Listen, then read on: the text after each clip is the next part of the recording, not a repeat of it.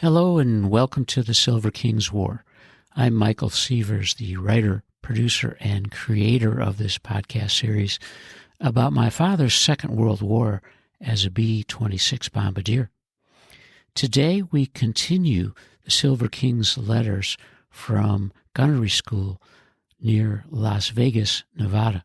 He's deep into his work. It's August of 1943. Stanley, our hero, is working hard and battling the heat as he writes to his family on Wednesday, August 4th, 1943. Dearest Ones, received both of your letters and, as usual, so happy to hear from you. Dad, I'm glad you've gotten over the cold. I know it was because Mother wasn't there. Please don't work so hard during these hot days. I am really worn out from these past 3 days. I'm sorry I haven't written before now. I'm trying to sneak this in before TAPS, which is in a few minutes. I just got back from the night classes. Our days are so full that our CO had to have one of our classes canceled today so we could get to the PX for toilet articles. That's how busy we are kept. I was out on the range all morning firing .22 rifles and 30 and 50 caliber machine guns. I'm glad we have it in the morning as it's a little cooler. The afternoons go up as high as 160 and there isn't any shade at all. It's tough all right, but I'm learning something that will help me if I get into combat. I'm proud to tell you that I had high score for my flight shooting the .22 rifles. I'm quite a sharpshooter with it. The 30 and 50 caliber machine guns we are using now are to teach us the malfunctions that could happen. There are 20 of them, and I must know the cause and cure for each of them. After I learn this, I'll probably start shooting them for scores. I only have 1 week and these days left of ground school. The last 2 weeks here are spent firing the guns from airplanes, and that should be a lot of fun. My grades up to now are very good. I've a 98 average in all my courses, so shouldn't have any trouble getting through okay. I don't think I told you I had to take apart and put together the 50 caliber machine gun blindfolded. It was some job, but I managed to do it in 30 minutes, and that was good for a grade of 100. Not bad, huh? Please don't worry about me. Aside from being tired, I feel swell. The heat is terrific, but I'm taking it okay. It will take more than that to get the best of me. I haven't much longer here, anyhow. Mother, you needn't bother with the moccasins. I didn't know you needed a stamp. Perhaps I can get some at the next stop. It's a pity about Bluma May. I can imagine what she has to put up with. The Chicago idea is ridiculous. She should know better than that. I'm enclosing a cartoon you might put in my scrapbook. It describes the plane and my haircut, too. Please take care of yourselves and be well. I'll write again as soon as I can, and you do the same. Love to Ida. I love you and I miss you. Stan. Stanley continues to count the days and weeks as he writes to his family on Sunday, August 8th of 1943. Dearest Ones, another week gone, only 3 to go. Next Sunday, the squadron will go to a place about 30 miles from here called Indian Springs. We'll be there for a week flying the advanced trainers. And from what I gather, it's a small camp with an airfield. We'll take a few clothes for the week as we'll be sleeping there. It should be a lot of fun shooting at the targets that are towed by other planes. The trainers are like pursuit ships big enough for only the pilot and gunner. The gunner rides in the rear seat, firing a flexible .30 caliber machine gun. I hope I don't shoot up my own plane. The last week we come back home to fire from the bombers. We'll be shooting the .50 caliber machine guns then from a turret just as are used in combat. Graduation will be on a Monday, and we should ship out on Tuesday. That is, if there is a school open. If not, we'll have to hang around here a few more days. I was in town last night again. The entire squadron went in a convoy. The camp furnishes buses to take us in and bring us back. It was a pleasant surprise, as I hadn't heard of anything like that before. I was at the El Rancho, Vegas, El Cortez, and the Apache. Had lots of fun, but still couldn't win any money. There isn't much more new. I hope the dentist wasn't too rough on you, Mother. I am glad you had it taken care of. I wish I could have sent you a picture of my haircut, but there isn't any place to have one taken.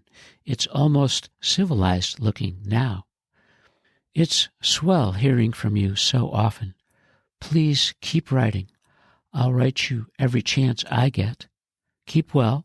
Love to Ida. I love you and miss you, Stan.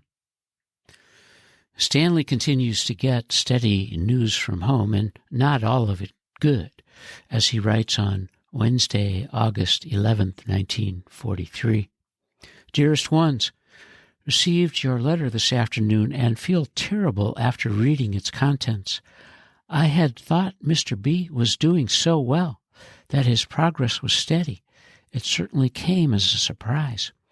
I'm glad you decided to make the trip, as I'm sure Leona wants you there. However, I pray to God you found him much better. I feel confident that with his spirit and determination, he will pull out of this as he did before. Please write me every chance you have, as I shall be worried and anxious to hear all. Was out on the range all morning, just wasting all kinds of ammunition. Out of 400 rounds of .30 and .50 caliber, I got 136 hits. That doesn't sound like a whole lot, does it? Confidentially, it isn't. I should be doing better than that, even if it is one of the highest scores in my flight. All scores are marked on the class average, so mine is a pretty good one. Next week, though, when I fire air-to-air, is what will really count. No other news. Am feeling fine and slowly forgetting the heat. Take care. Keep well. Write soon. Love to all. I love you and miss you, Stan. Stanley writes to his family from Indian Springs on Sunday, August 15th, 1943. Mother dearest, I don't have to tell you what a terrible shock it was to learn of Mr. B's death. I hardly know what to say. It's God's will, and we must accept it. Perhaps with the suffering he had on this earth, he is much better off. I wrote Cece a letter. I think it was the most difficult thing I've ever attempted.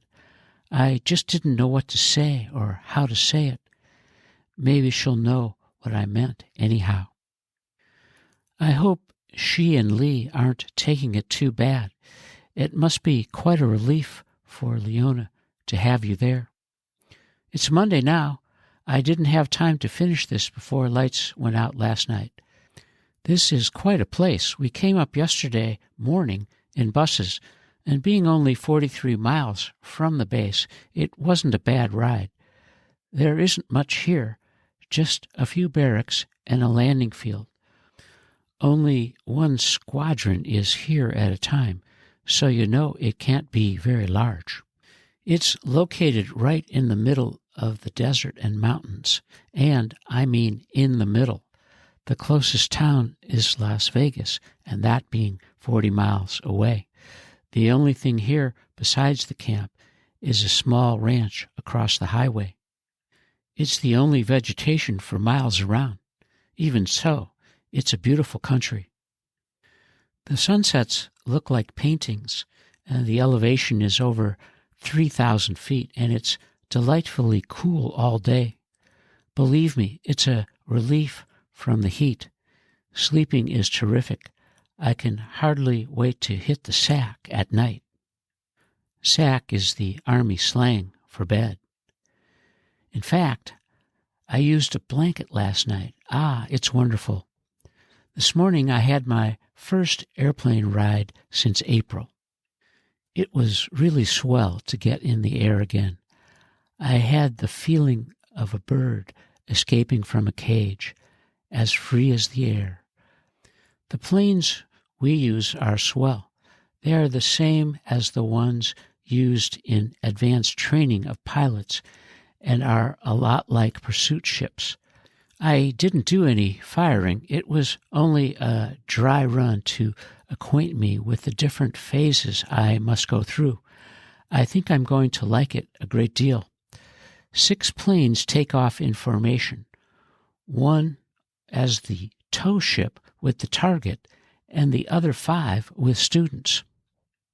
We go up to about 10,000 feet and then peel off one at a time to make a run on the target. The target is on the end of a cable 700 feet from the tow plane. It's 20 feet long and 4 feet wide. That may seem fairly large to you, but to me in the air it looks about the size of a cigarette paper. The gun I use is a flexible .30 caliber mounted on the side of the ship. To fire it, I must stand up, and with my long legs, it's a job. Besides that, the wind is blowing like mad, and the gun and the plane bounce around like rubber balls. I'm afraid it isn't going to be so easy hitting the target. Tomorrow I fire 200 rounds, so we'll get a better idea of it. This afternoon I had ground school. More turrets and aircraft recognition. I think it's mostly to keep us busy when we aren't flying. Also, this afternoon, we went out on a range estimation mission.